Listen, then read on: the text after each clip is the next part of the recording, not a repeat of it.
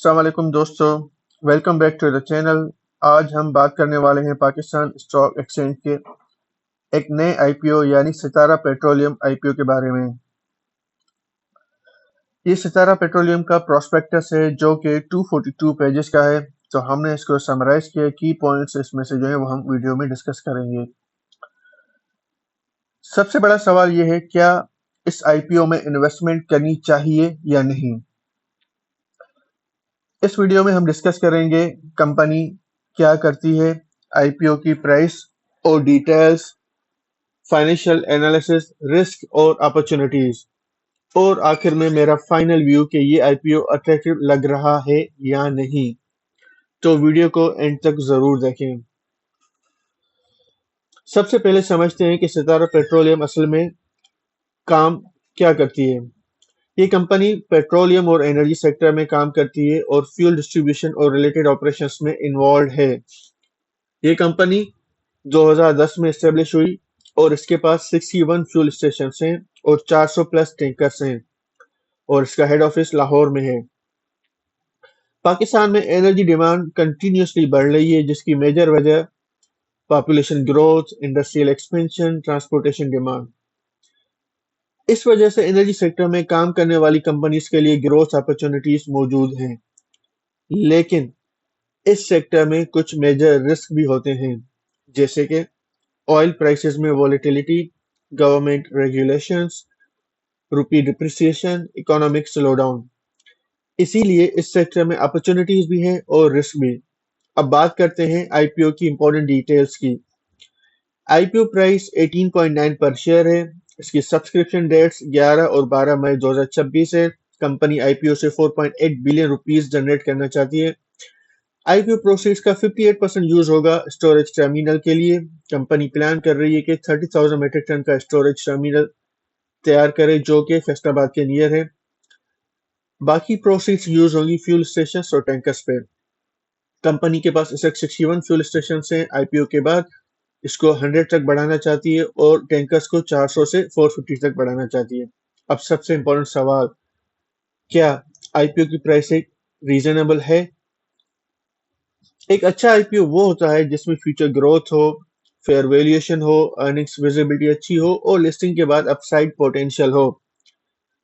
اگر آئی پی او کی پرائسنگ زیادہ اگریسو ہو تو اچھی کمپنی بھی انویسٹرز کو اسٹرانگ ریٹرن نہیں دے پاتی۔ اب آتے ہیں کمپنی کے فائنینشیل انالیسس کی طرف۔ جب بھی میں کسی آئی پی او کا انالیسس کرتا ہوں تو میں 5 چیزوں پر فوکس کرتا ہوں: revenue growth, profitability, loans, cash flows, future expansion.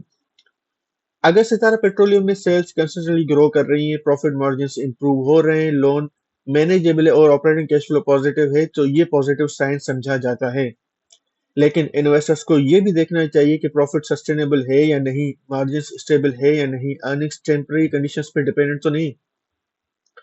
Pakistan میں کئی آئی پی اوز شروع میں ہائپ کی وجہ سے پرفارم کرتے ہیں، لیکن لانگ ٹرم میں فنڈامنٹلز ہی اصلی ڈفرنس کریٹ کرتے ہیں۔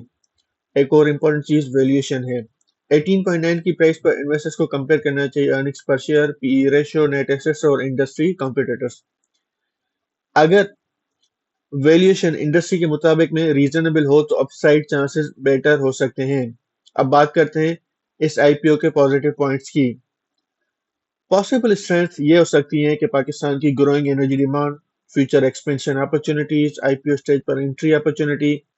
کمپنی کا ریونیو 2024 میں 41.2 بلین تھا اور اب 2025 میں 121.9 بلین ہے۔ نیٹ پروفٹ انکریز ہوا ہے جو کہ 2024 میں 221 ملین تھا، اب 2025 میں 3.25 بلین ہے۔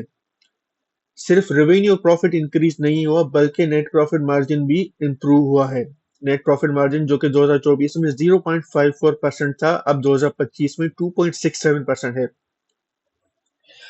ایز اے ڈیلر ستارہ پیٹرولیم ہر ایک لیٹر پہ 8.64 کمیشن ارن کر رہا ہے، اور جب او ایم سی کا لائسنس مل جائے گا تو ایڈیشنلی 7.87 ارن کرے گا، وچ مینس کہ او ایم سی کے لائسنس کے بعد ارننگز ڈبل ہو جائیں گی۔ اگر مارکیٹ سینٹیمنٹ پازیٹیو رہا اور سبسکرپشن ڈیمانڈ اسٹرانگ رہی تو اسٹاک لسٹنگ کے بعد آئی پی او پرائس سے اوپر ٹریڈ کر سکتا ہے۔ اس کے بک بلڈنگ پروسیس میں ہم نے دیکھا کہ اس کے سینٹیمنٹس اچھے تھے اور اس کی اچھی ڈیمانڈ تھی۔ لیکن یاد رکھیں لسٹنگ گین کبھی بھی گارنٹیڈ نہیں ہوتا۔ اب بات کرتے ہیں رسک کی، کیونکہ یہ سب سے امپورٹنٹ سیکشن ہے۔ پیٹرولیم سیکٹر کو کئی چیلنجز فیس کرنا پڑتی ہیں: oil price volatility, rupee depreciation, regulatory pressure, economic slowdown, margin compression. ایک اور رسک مارکیٹ لیکوڈیٹی کا بھی ہوتا ہے۔ ستارہ پیٹرولیم آپریٹ کر رہی ہے as a dealer for go company. یہ ایک رسک ہے کہ سارا بزنس صرف ایک کمپنی پہ ڈیپینڈنٹ ہے۔ ابھی ریسنٹلی سعودی ارامکو نے گو کمپنی میں 40% اسٹیک خریدا ہے، جس کی وجہ سے 2025 میں ان کے ریونیو، نیٹ پروفٹ اور نیٹ پروفٹ مارجن امپروو ہوئے ہیں۔ یہ بھی ایک رسک ہے کہ اگر سعودی ارامکو اپنا اسٹیک ختم کر دے گو میں، تو کیا ستارہ پیٹرولیم اپنا ریونیو اور نیٹ پروفٹ مارجن یہی سسٹین کر پائے گی فیوچر میں؟ دوسرا رسک ہے کیش فلو کا۔